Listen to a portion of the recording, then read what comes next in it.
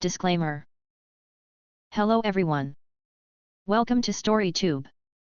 Subscribe and like to continue listening. Chapter 31, Free Training Partner. I'll just fight her. She's just a woman after all, Han Sen whispered to himself. Han Sen knew that Qin Xian would not leave him alone no matter how he restrained himself. So he would no longer do that. He had almost mastered Ghost Haunt, and it would be great for him to practice it on her. When Han Sen stood in front of Qin Xian in a combat suit, she didn't spare any effort and kicked him with a leg sweep. For Han Sen, who was good at sneak attacks, as long as he had no chance to sneak up, he was doomed to lose. Hence Qin Xian hit first and didn't give Han Sen any chance. But she had still committed a great mistake, she still didn't take Han Sen seriously enough and did not regard him as an opponent. All she wanted to do was to kick his ass. That's why she didn't use even half her strength. In her mind, he was still the ignorant ass freak, a rookie who could be bullied by anyone in the shelter. Qin Xian did not really want to harm Han Sen, so she wasn't hitting hard. But what she didn't know was that Han Sen now had 18 sacred geno points and was practicing Jade Skin. Although not as fit as her, the gap between them was not so big either. Seeing her leg sweep, Han Sen moved to a spot where Qin Xian couldn't reach and twisted her leg with his arms. She immediately lost balance and fell to the ground. Han Sen immediately pressed himself against her and locked her limbs down. Qin Xian hadn't expected such nifty moves from him, and when she realized her mistake, she was trapped and couldn't wriggle free. Feeling anger and shame, she struggled and failed because of the clever techniques of Ghost Haunt. If she struggled with all her strength, her arms would be dislocated or even broken. Trapped by Han Sen, she blushed and still couldn't believe Han Sen had taken her with the first move. She wanted to teach him a lesson, and everything went wrong. Station Master, did I win? Han Sen was secretly pleased. I did not expect old devil's teaching to work. I even beat Qin Xian. You will never win. Qin Xian raged and refused to throw in the towel. If it was anyone else, it might be fine. But for this despicable ass freak, she would not bow her head. Qin Xian roared and shapeshifted into a golden lion taller than a man. Han Sen was thrown off her instantaneously, and the lion swooped down at him. Foul! We have agreed not to use any beast souls, Han Sen quickly shouted. Qin Xian paused as her lion paw was about to hit him. She did promise last time that she wouldn't use beast souls. But under the circumstances, she had completely forgotten about it. All right, no beast souls. Qin Xian secretly blushed, took back her beast soul and launched an attack with her fist. Han Sen still hadn't completely mastered Ghost Haunt, and his fitness and experience fell short compared to Qin Xian. Although he resisted over 20 movements from her, he was still beat. Qin Xian did not say anything and turned away. In fact, she felt ashamed because if she hadn't used her beast soul, she couldn't have gotten rid of Han Senator, so she had already lost at that moment. I'm still not strong enough. My geno points and fighting skills were not even close to hers. Han Sen knew that he couldn't have caught up with the best in steel armor shelter in such a short amount of time, while he was still a little disappointed that he couldn't even take 30 movements from her. Qin Xian was still blushing after a shower. She was truly abashed that she was put in such a tough situation by ass freak. Something is wrong. Although his wrestling skills were not bad, he couldn't have locked me down without great fitness. How did he gain so many geno points, thought Qin Xian suddenly. She quickly called out the data collected in Han Sen's combat suit. Qin Xian clenched her lips and cursed bitterly, that bastard, he must have maxed out on his mutant geno points already. He was just playing weak to make me underestimate him. Ass freak, I'll never make peace with you. From then on, every time Han Sen passed the teleport station, Qin Xian would always call him into the combat room. Han Sen was glad to oblige. Wrestling skills such as Ghost Haunt really need much practice, and with a training partner as good as Qin Xian, he could not really hone his techniques. Some pain was nothing compared to his gain. If it was not for Qin Xian, Han Sen could only practice when risking his life, which was far more dangerous than his fights with her. Of course, Han Sen was careful so that she didn't notice he was using her. Each time he would get on her nerves on purpose so that she would keep calling him to the combat room. Qin Xian picked on Han Sen many times but still didn't get over it. Every time she saw his smiling face, she would get mad and have an urge to beat him up. It almost became a habit of hers. Chapter 32, A Ritual Between Men. The copper-toothed beast fed by Han Sen had become purple in color and bigger in size 2 months after it had become a mutant creature. Whether I could keep rising in the world all depends on you. Please become a sacred creature soon. Han Sen looked at the purple color of its skin and thought it was about time. Judging from the situation, it would take about 3 months for a mutant creature to evolve into a sacred blood creature. This period was neither too long nor too short. It was almost impossible for most people to hunt a sacred blood creature in just 3 months. Even Qin Xian might not have been able to hunt a sacred blood creature for a year. Now with this black crystal, Han Sen could have an entire sacred blood creature to his own every 3 months, which was simply incredible. Just give me enough time, and I could easily evolve with all 4 types of geno points maxed out. By then I will gain the title of Sacred Blood Aristocrat for sure. Han Sen was getting excited. He did not see Qin Xian at the teleport station on his way home. She could be either tired of this game or simply busy. Outside the station, he saw a girl standing at the roadside and stopped walking. It was Xuexi, the girl who grew up with Zhang Danfan and him. Xuexi was from a single-parent family, and her mother had raised her by working at Han Sen's father's company. With no one to babysit her, her mother had often brought her to work, and she had always played with Zhang Danfan and Han Sen. Later, Han Sen heard that Xuexi's father was still alive and found her mother and her.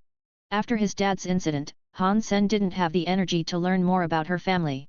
But he did hear that she was an illegitimate daughter and her father only took her back after his wife passed away. Sen. Xuexi also saw Han Sen and exclaimed. "Why are you here?" asked Han Sen, puzzled. "Sen, I'm over 16 and can enter God's sanctuary now," Xuexi chuckled and said. "So fast?" Han Sen was startled. In his mind, Xuexi was a little girl, and now she could even enter God's sanctuary. "I'm only a few months younger than you. Don't think of me as a child," Xuexi said discontentedly. "Indeed. How time flies."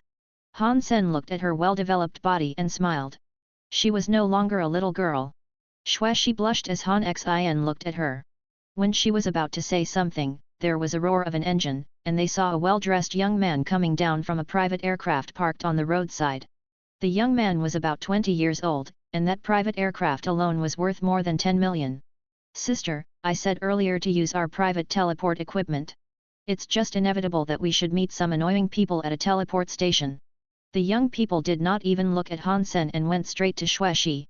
"Brother, he is my childhood friend," Xuexi quickly explained. "Well, we should go back." The young man ignored her explanation, took her hand and led her on the aircraft. "Sen, I'll come back," Xuexi said to Han Sen softly before she went. The young people returned to warn Han Sen, "People like you aren't worthy to be her friend. Leave her alone or you'll be sorry." "Are you talking to me?" Han Sen glanced at him. "You don't believe what I said." The young man suddenly stepped forward, and quickly hit Han Sen's lower abdomen with a knee. He was very close to Han Sen, and he was incredibly fast. His knee suddenly came toward Han Sen. Han Sen looked calm, but secretly sneered.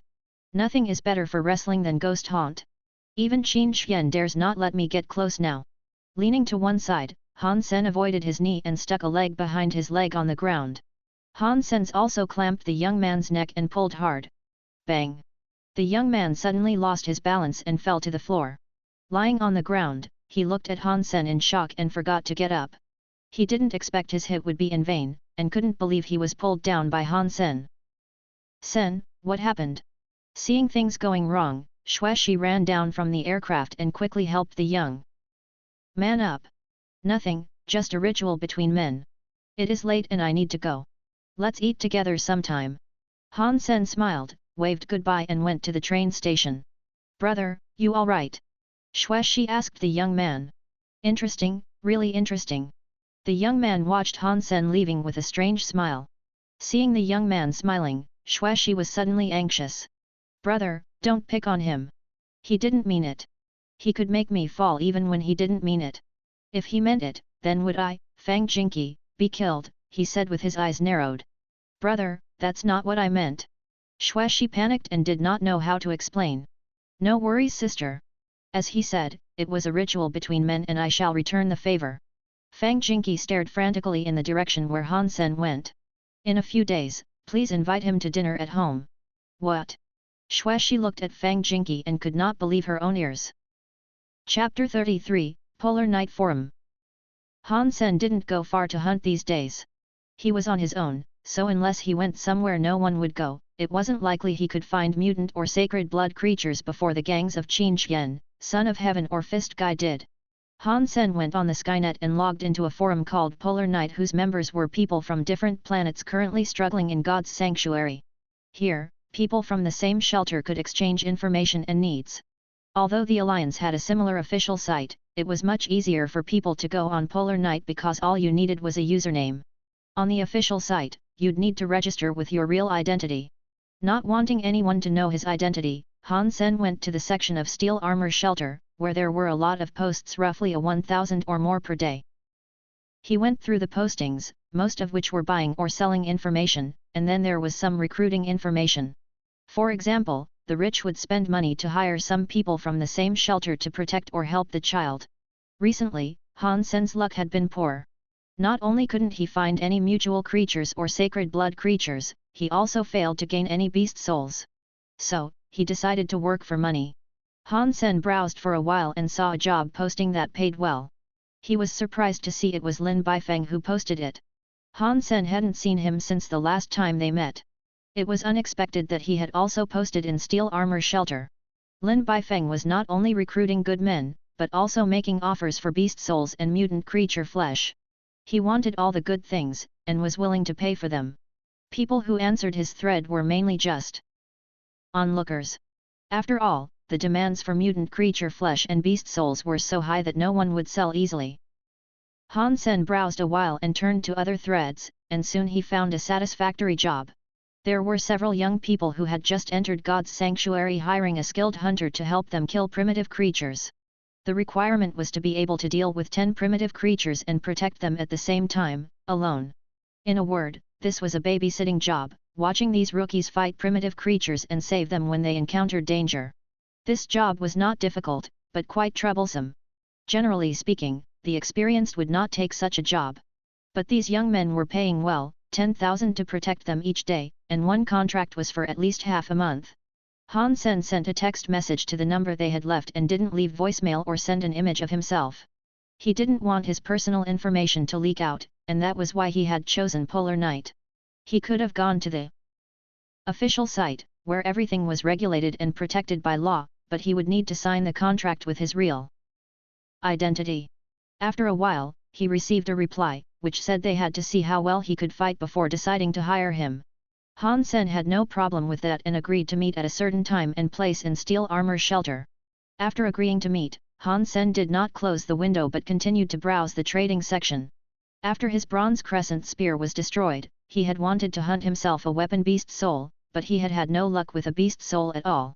Han Sen wasn't trying to buy a weapon beast soul but a man-made alloy bow and arrow. Alpha alloy weapons could now easily kill primitive beasts, but not mutant creatures. They were not cheap either, and normally even more expensive than primitive beast souls. Han Sen could use most of the weapons, but he had worked hard on archery since he had planned to hunt alone at a distance before he entered God's sanctuary. But he overlooked something. He couldn't afford any good bow and arrows, and without those, he couldn't even pierce the skin of any creature. Now he had earned some money and it would be possible for him to purchase an alloy bow and arrows. And he wanted to start hunting with archery. It was, after all, both a safe and powerful way of hunting. The most important thing was that, in God's sanctuary, only the one who launched the last hit had the chance to gain the beast soul. And archery must be among the top 3 methods when it came to the potential windfall. Archery required special training, so most people preferred swords and knives. There weren't many posts about selling a bow and arrows. Han Sen was trying to save money, so he wanted to buy some second-hand goods. The alpha alloy bows all cost more than $1 million, which was too expensive for him. The silver lining was that due to the unpopularity of archery, there were not many competing buyers either. Han Sen noticed a post from 7 days ago written by someone who was about to go to the second God's sanctuary and planned to sell all his belongings. All the stuff was sold except for an alloy bow and 6 alloy arrows. A bow from the Black Vader series and arrows from the Saber series. Han Sen had practiced archery for a while and carefully studied all types of bows and arrows. To make weapons, the alloy didn't necessarily need to be the stiffest, because if it was too stiff, the edge could chip. However, stiff alloy didn't wear out easily. Bows and arrows were no exceptions. There were 3 types alloy used in a Black Vader bow. 2 were mixed to make the bow itself in order to guarantee its flexibility and stiffness at the same time. And the alloy used in making the string was even more special, its manufacturing methods monopolized by a few interstellar metal production companies. The Black Vader series was a classic series of alloy bows, and the prices were overwhelming. The cheapest one, Wanderer's bow, cost 2 million, with no arrows or quiver included in the price. Chapter 34, A Bow in Hand. The bow for sale in the post was Doomsday in the Black Vader series, which cost $6,680,000 in the store. Its farthest range could reach 2,400 feet. Using this bow, saber arrows could pierce steel armor and the skin of most primitive creatures from more than 900 feet away. However, one would need to have a 7.0 strength rating to draw the string of Doomsday. Normally only those who had maxed out on mutant geno points could reach a 7.0 strength rating, and this requirement was only to draw the string. Unless you could kill with only 1 shot every time, so that you didn't need a second draw, you would need a rating of more than 8.0 to use the bow. Generally, if one had maxed out on original, primitive, and mutant geno points, one's strength rating would reach 10.0, but many would choose to complete evolution and go to second God's Sanctuary before their rating reached 8.0. No wonder no one would buy this bow. Those with the ability to use the bow wouldn't care about such a small amount of money and try to save with a second-hand weapon. Those who couldn't use it wouldn't bother to buy it either. Han Sen sent the poster a message and offered 1 million for the bow and arrows, which altogether would probably cost more than 7 million at a store. He had only kept 2 out of the 6 million he earned from selling the golden axe and gave the rest to his mother. Having spent 1 million learning Ghost Haunt, he wasn't sure if he could purchase the bow and arrows with just 1 million. The poster didn't reply. He was either offline or didn't want to dignify his offer with a response. Han Sen waited for more than half an hour and almost lost hope. He checked other posts and found nothing. Well, some cheap stuff will have to do for now. Maybe I can get an arrow beast soul in a few days, Hansen comforted himself and went into the shower. When he was back in front of the screen, he found the poster had sent a message to him, which only contained a web page of a well-known trading site, where the price was marked as 1 million. Han Sen almost jumped with joy and paid for the items after confirmation. Soon the item was shipped, and would reach planet Roka the next day. God's Sanctuary could be used as a transfer station for transporting goods produced in the Alliance, so many transactions between different planets were completed this way, and it was also much faster than interstellar spaceship. The next morning, Han Sen got a package from a robot postman. After signing for it, he couldn't wait to open it. The black and purple metal bow had a bowstring like a silver line. Holding the bow in his hands, Han Sen immediately felt powerful. The bow was also carefully kept and looked almost like new except for a small scratch. 6 brand new saber alloy arrows were gleaming with a cold shine. To Han Sen's surprise, they even came with a matching quiver. It was used, but there was no damage. A bow in my hand, the world is mine. I won't have to risk approaching it the next time I steal a sacred blood creature. From Son of Heaven.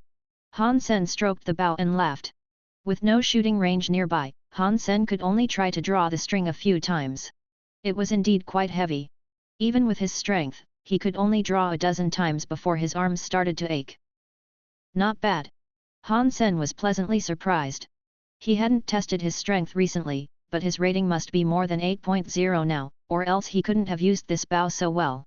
Han Sen went to a weapon shop nearby and bought 20 thunder arrows and 20 skyfall arrows. The quiver that could hold 50 arrows still looked a little empty, even with the arrows in it. Although these arrows had impressive names, they were in fact cheap. Each thunder arrow only cost 1,000, and only the arrowhead was made of alloy. It was too stiff and would chip easily on bones or shells. Skyfall arrows were even cheaper, 100 each. They looked like saber arrows but didn't function that well. Han Sen only bought skyfall arrows to practice with, as thunder arrows were too easy to break and the 6 saber arrows were too expensive to be used for practicing. Han Sen played with his new bow, Doomsday, for quite a while and fell in love with it. When it was almost time for him to meet his young clients, Han Sen took his bow and arrows and entered God's Sanctuary. When he arrived where they were supposed to meet, he saw dozens of people surrounding several young men in biological armor and realized that he wasn't the only candidate. Walking around to earn 10,000 easy dollars per day seemed to be a great deal for many. After all, a primitive creature was only worth several hundred, and it also took energy to hunt and move the dead creature around. Han Sen frowned at the crowd and was ready to turn away. He just wanted to find an easy job to earn some money. With such competition, he'd rather look for another job. When he was ready to leave, Han Hao and a few people came together. It looked like they were also coming for the young men. Well, Ass Freak himself here, looking sharp with the bow and arrows. Did you come to protect the masters as well? A young man next to Han Hao ridiculed him, with a tone of exaggeration. His remark got the attention of the crowd, as Ass Freak was well known in steel armor shelter. People suddenly started to heckle Han Sen. Ass Freak, who do you think you are? Ass Freak, can you even beat the original creatures? It's more likely that the young masters will need to protect him. Chapter 35, Who Should Go? Ass Freak was so infamous that a torrent of scornful abuse was lavished on him. The young men who were paying came to them, and one of them with harsh, angular features curiously looked at Han Sen and said, "You are the legendary Ass Freak." Yes, Han Sen answered casually. He did not think it was a bad thing, because in the entire steel armor shelter, he was the only one who had ever stabbed Qin Xian in the butt. This was a kind of achievement in a sense. The young man was obviously curious about Han Senator. Suddenly he said, "You are also here for the job." Han Sen nodded. "If you don't like the idea, I can go right now." "No, if you do not have any questions, we can sign the contract right here," the young man quickly said. A roar went up in the crowd as they heard the young man's decision. Even the young man's friends looked surprised. They pulled the young man to the side and said, "Yuan, that's Ass Freak. What are you going to do with him?" "That's right, Yuan. If we are in danger, he will probably run even faster than us. It's just a waste of money. I've hired him, and you can choose the rest," the young man named Yuan insisted and signed the contract with Han Sen. The others didn't say much after that and selected several more candidates who looked experienced. Han Hao showed them his mutant beast soul weapon and was chosen. The two coming with Han Hao showed some skill and got the job as well. "Ass Freak, you got lucky thanks to your young master's kindness and curiosity," Lu Feng, one of the two, said when walking past Han Sen. "My luck has always been good," Han Sen said faintly. The clients had selected 10 experienced men to protect them in hunting primitive creatures. With such a team, they could even hunt primitive creatures by herd. Those who had been hired were in a good mood and tried to flatter the clients all the time. They clearly understood the background of these young men who were paying them. The clients actually had very good fighting skills, and they must have graduated from posh schools. Although they had just entered God's sanctuary, their fitness and skills were much better than Han Sen's when he had just arrived. They were only lacking the experience of hunting. When the clients were hunting primitive creatures, Han Sen was just practicing archery on the side. Initially he had chosen to practice archery because it was less demanding than other weapons. He was unlikely to be able to learn advanced techniques of sword or knife fighting in the public education system, while all he needed for archery was accuracy. Han Sen was still getting to know the performance and characteristics of Doomsday, so he had selected some of the trees nearby as his targets to practice on. "Ass Freak, you are just taking up space. Why are you shooting in vain and ignoring our clients?" Lu Feng was confused by Han Sen's behavior and looked at his shots contemptuously. "You can't even shoot something within 60 feet.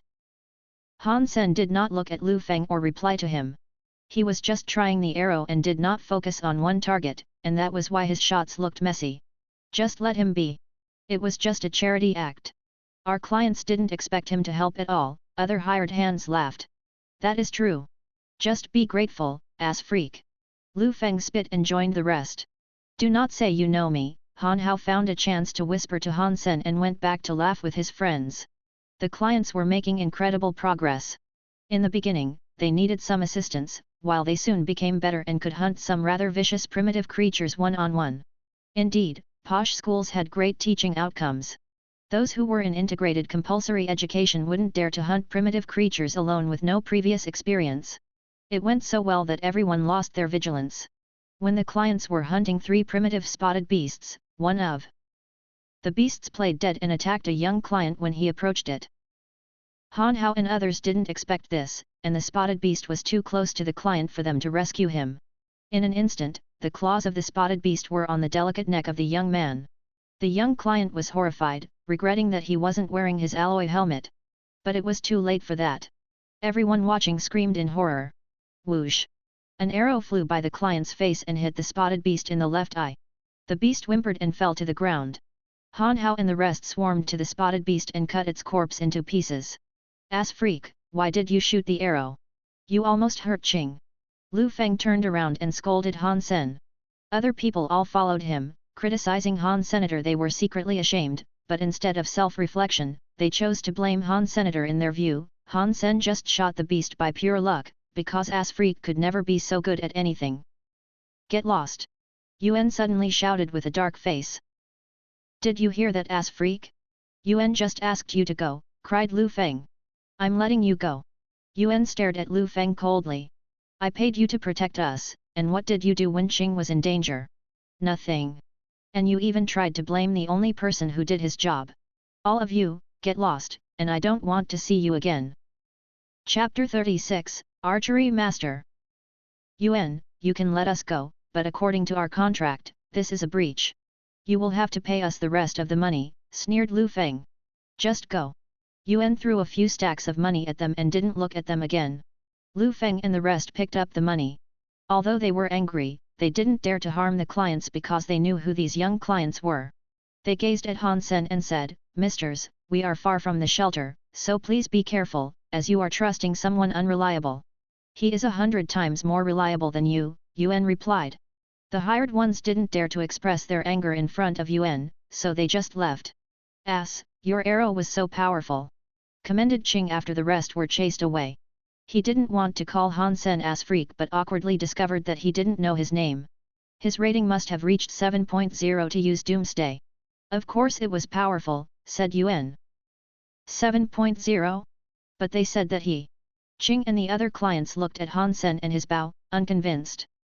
After all, the story of ass freak was so well known that even they knew about it. I mean at least 7.0. He shot so many arrows in practice, and if his strength hadn't reached 8.0, it would certainly not be so easy for him, Yuan said, looking at Han Sen. 8.0.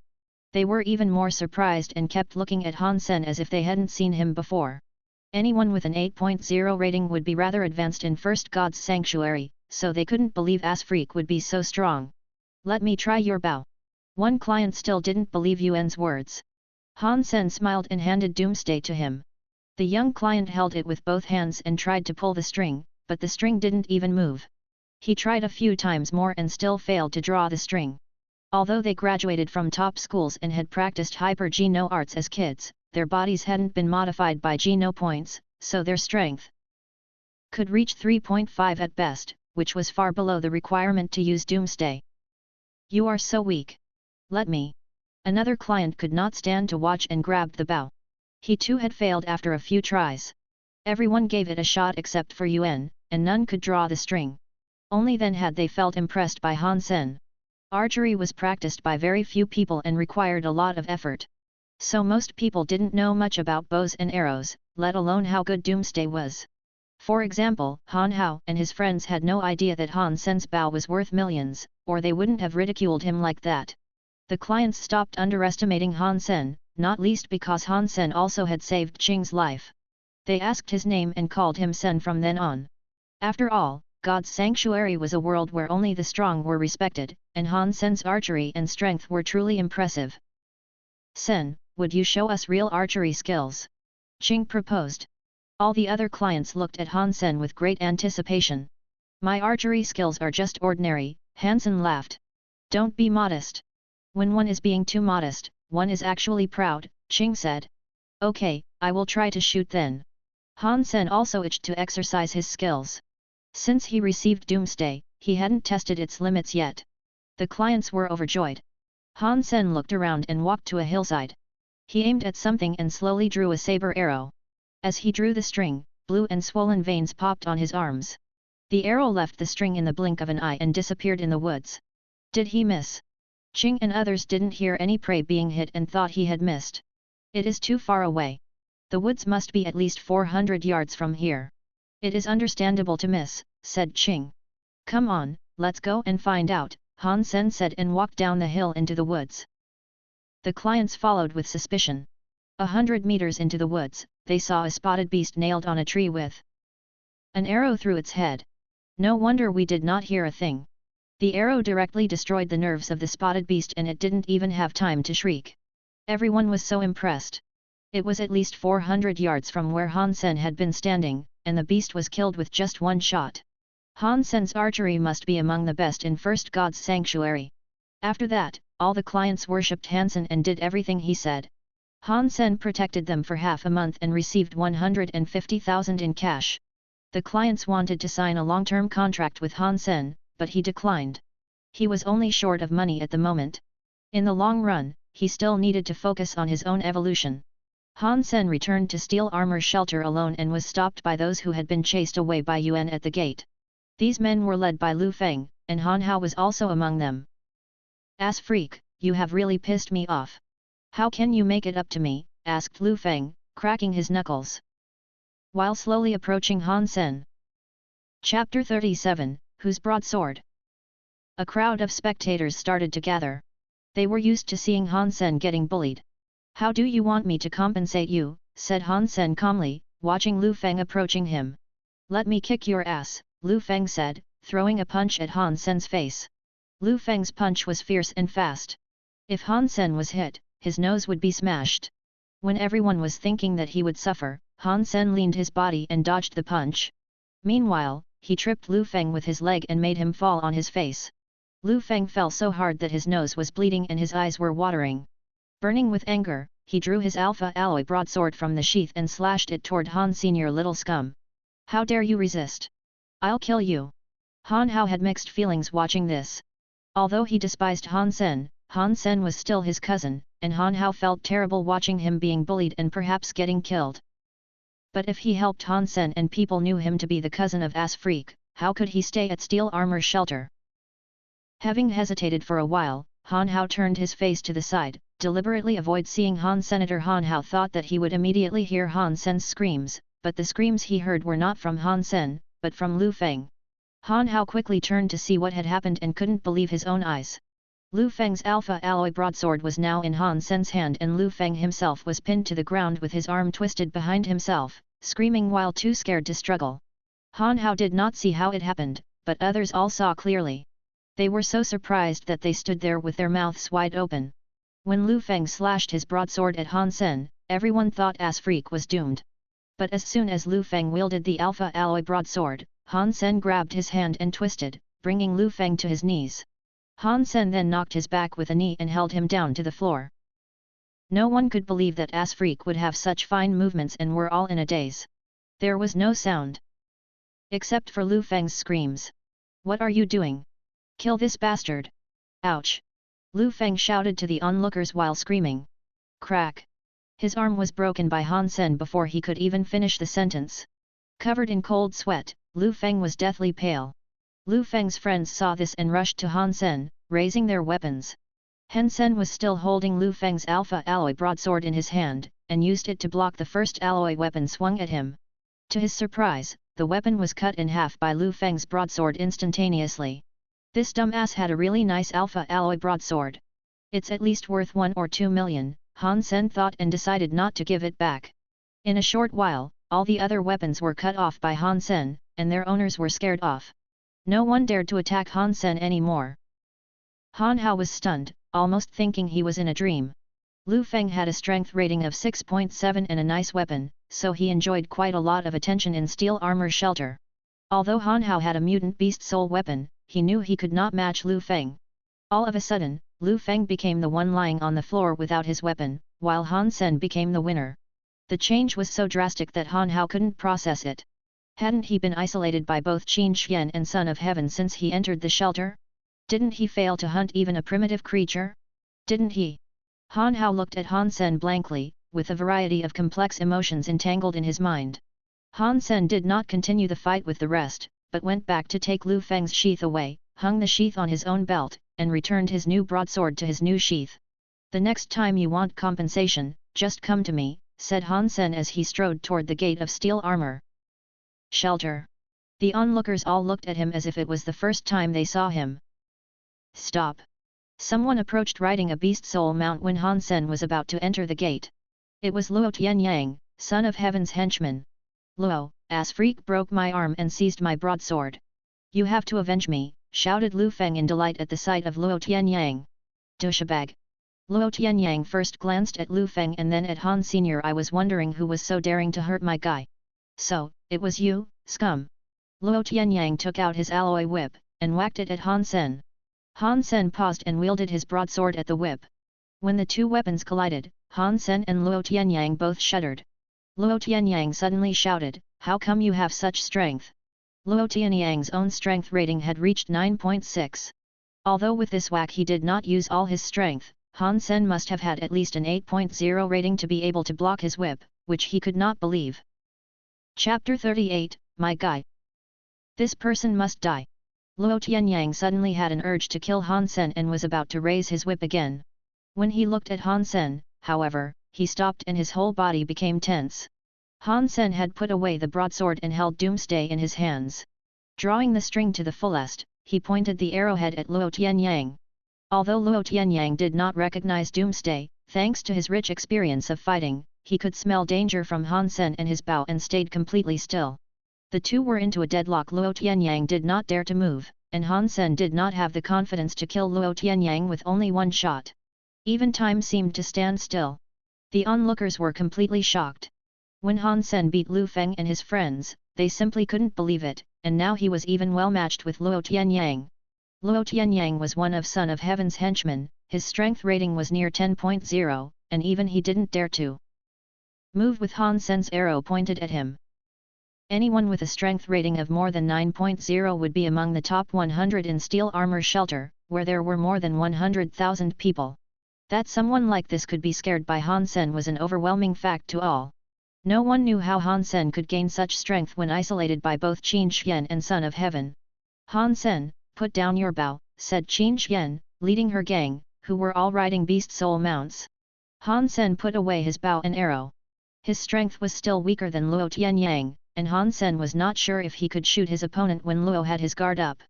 Keeping the posture was consuming his energy very fast, and the deadlock was not good for Han Sen. Miss Qin, I'll kill this bastard for you, said Luo Tianyang, whipping at Han Sen, who had already disarmed himself. Han Sen seemed to be prepared for this and was about to block the whip with Doomsday. Before he acted, a beast soul bronze sword was thrown over and hit the whip. The strength of the throw was so fierce that the whip fell from Luo Tianyang's hand. I will discipline my guy, and you can mind your own business. Qin Xian looked at Luo Tianyang coldly and summoned back her sword before she rode into the shelter. Follow me, Qin Xian turned back and commanded Han Sen. Han Sen quickly caught up with her and followed her gang into the shelter. The entire steel armor shelter was suddenly in an uproar. As Freak beat Lu Feng and his friends, was well matched against Luo Tianyang and was, most importantly, declared by Qin Xian to be her guy. All the news had driven everyone mad. No one understood what had happened, it was all guesswork. Did they develop a love affair from the stab? I have to learn from Ass Freak and stab a beautiful and capable woman in the ass. Maybe I can become rich and powerful. Qin Xian looks so serious, but she is actually a flirt. Rumors spread across the entire steel armor shelter, and Han Sen was once again put under the spotlight. However, Han Sen's strength was not really the focus. People cared more about whether he was Qin Xian's boy toy. Even Qin Xian's gang would look at Han Sen weirdly. You know archery? Asked Qin Xian after she called Han Sen to a hall. I used to practice, Han Sen shrugged. You can use Doomsday, so you must have worked hard on it, said Qin Xian matter-of-factly. You can join Bullseye and follow me in the future. No, Han Sen refused. Qin Xian bit her lips and said snappily, you just offended Luo Tianyang. Without my protection, do you suppose he'd let you live? Thank you for your kindness, but I will deal with it myself, Han Sen said indifferently. You should have known who I am. My men are more or less related to the military, and Bullseye belongs to me. Follow me and you will gain great advantages when applying for military schools. Qin Xian suppressed her anger and said to Han Sen, I never wanted to go to a military school. Han Sen knew that he could apply to a military school for further education after he finished integrated compulsory education. However, all military schools had high requirements of fitness. If one's fitness index was below 10 before the first evolution, one had no chance at military schools. For Han Sen, To reach 10 in the fitness index was not hard, but he wasn't interested in going to school at all. He'd rather put more effort into hunting. Exasperated, Qin Xian said, without education from military school and an aristocratic title, you could only be an ordinary soldier when you are of age to serve. Only through a military school can you become something in the army. At least by then you wouldn't have been sacrificed. Chapter 39, St. Paul. Let's talk about this another time. I have to go now, and thank you so much for all your help.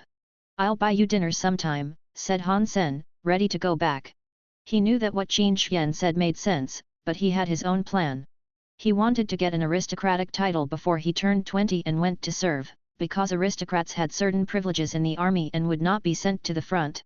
Stop! Have I excused you? Qin Xian stared at Han Sen fiercely. Station master, please, that's not my thing, said Han Sen bitterly. It's fine if you don't want to go. Qin Xian suddenly smiled at Han Sen and said, if you do not go, each time you enter the teleport station, I will fight you. Looking at her evil smile, Han Sen's heart sank. He knew that Qin Xian hadn't tried her best at all when fighting with him in the past, because he was no match for her at the moment. Judging from her expression, he knew if he declined, he would really have a hard time in the future. I'll just join Bullseye then, Han Sen said, depressed. Qin Xian snapped at Han Sen, do you have any idea how many people in Steel Armor Shelter want to join my gang? And you just acted like I've asked you to take poison. Freedom is priceless, and to lose my freedom is exactly like taking poison, Han Sen sighed. Then you could die a slow death. Even if you died and became a ghost, you'd still be my ghost, Qin Xian pouted and said. Han Sen knew that Qin Xian had made up her mind, and he accepted the offer unwillingly. Feeling dejected, he left the hall. Qin Xian watched him go and was very pleased by his upset look for some strange reason. She couldn't help but smile. Station master, why do you have to recruit such a person to our steel armor gang? He's not worthy of being a member of Bullseye. A woman of the same age as Qin Xian came out from a side door and asked after Han Sen had left. Manly, trust me, although this guy can be a bastard sometimes, he does have great potential in some aspects, Qin Xian told Yang Manly seriously.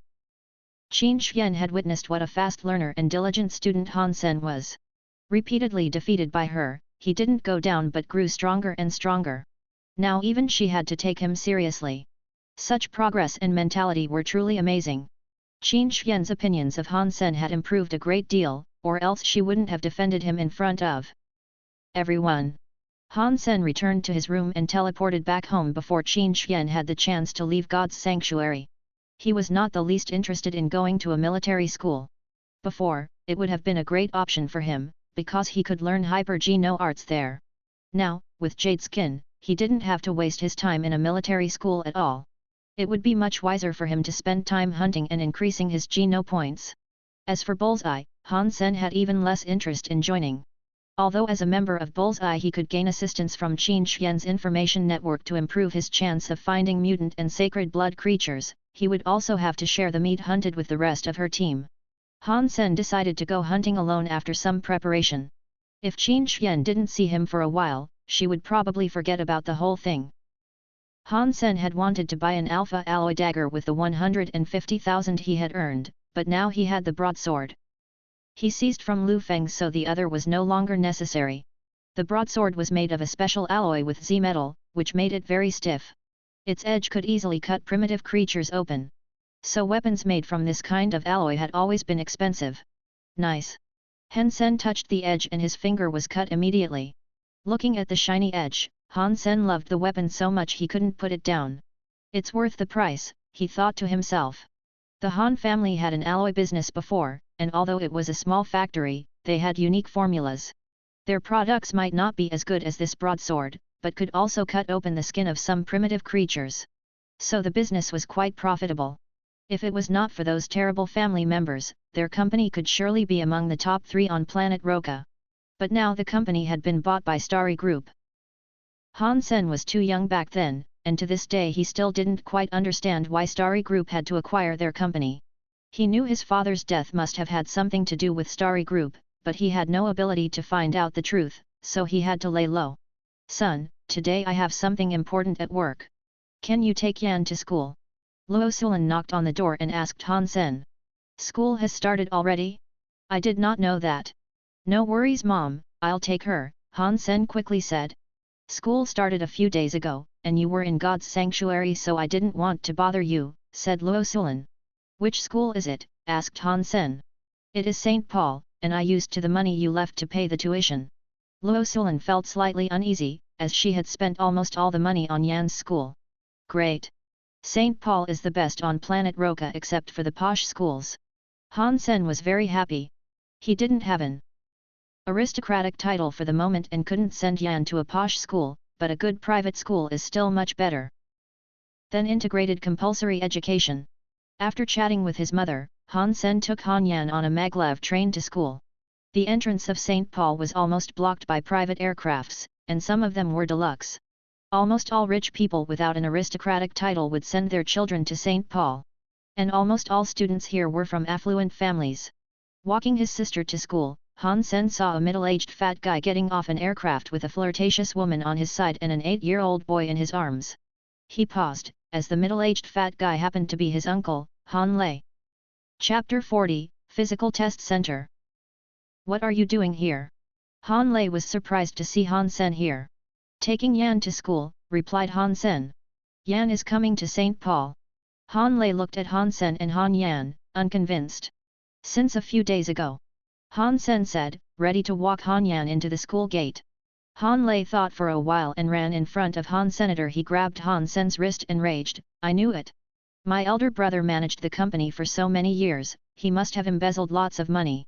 You were just lying to me about not being able to come up with 2 million, while you are now spending millions to send Yan to St. Paul. I'm telling you, this money belonged to the whole family, just like the house. We must split it, or I'll. Or what? What can you do about it? Han Sen looked at Han Lei coldly. He was completely disappointed in his relatives and wouldn't give them a cent more. Boy, watch it. I'm your uncle. Han Lei flinched with Han Sen watching him, but he didn't plan to let Han Sen walk free. Uncle. Han Sen smiled dismissively. Well, please go home and review the legal documents we signed and see if you have the right to anything we own. From now on, do not think you can take a penny from us ever again. The reason why Han Sen gave them 2 million so promptly was to draw a line between his relatives and his real family. To get the 2 million, his relatives all signed a document prepared by Mr. Zhang which made it impossible for them to take anything from Han Sen's family in the future. That is fraud. I'll go find your mom right away. How dare you hide money from us? Cried Han Lei angrily. Uncle, don't even think about it. I have the right to kill a trespasser. Han Sen looked at Han Lei gloomily. Little brat, how dare! Han Lei threw a punch at Han Sen furiously. With a blank expression, Han Sen grabbed Han Lei's arm and threw Han Lei over his own shoulder. Han Lei shouted out in pain. Uncle, if you want to die, welcome to our house. Han Sen stared at Han Lei coldly. Han Lei opened his eyes wide, as if he didn't know Han Senator. The look on Han Sen's face had terrified him.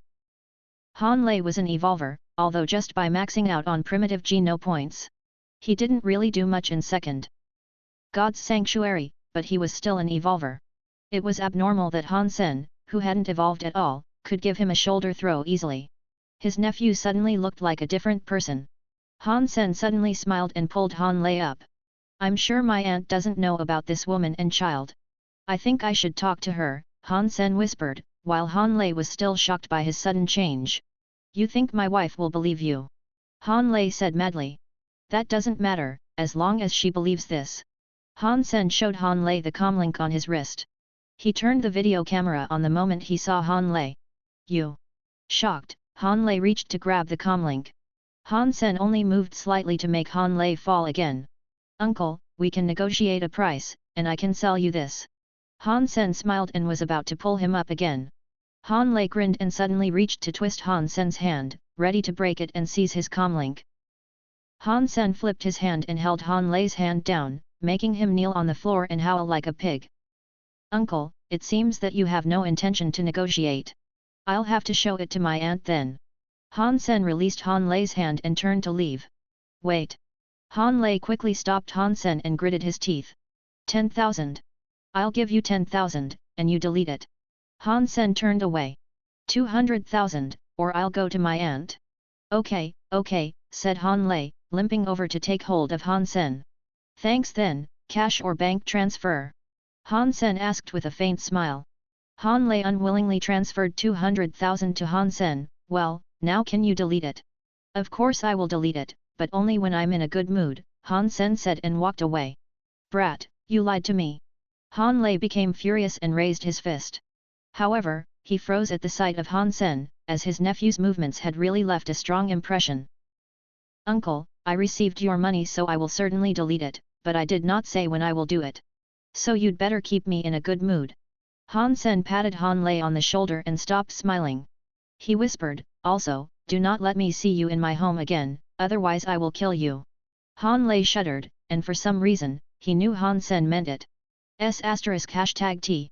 The brat has become so evil, Han Lei cursed as Han Sen moved away. Ashamed that he was terrified by a boy, Han Lei was still nervous deep down and changed his mind about going to Han Sen's home. After sending Yan to school, Han Sen was in a great mood. On his way back, he saw a physical test center and went in, wanting to know his current physical fitness level.